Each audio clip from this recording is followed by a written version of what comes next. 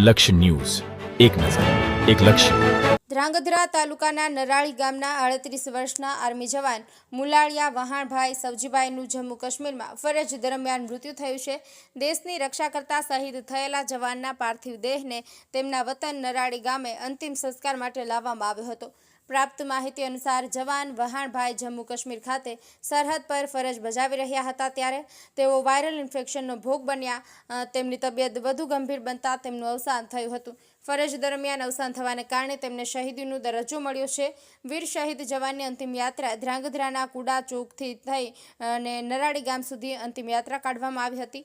આ અંતિમ યાત્રામાં પરિવારજનો અને સગા સંબંધીઓ ઉપરાંત આજુબાજુ ગામના લોકો સહિત આખું ગામ સ્વયંભૂ જોડાયું હતું. દેશ માટે સર્વોચ્ચ બલિદાન આપનાર જવાનીને શ્રદ્ધાંજલિ આપવા મોટી સંખ્યામાં લોકો આવી પહોંચ્યા હતા.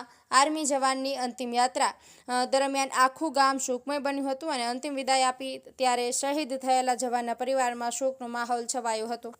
બ્રિજેશ ત્રિવેદી, સુરેન્દ્રનગર.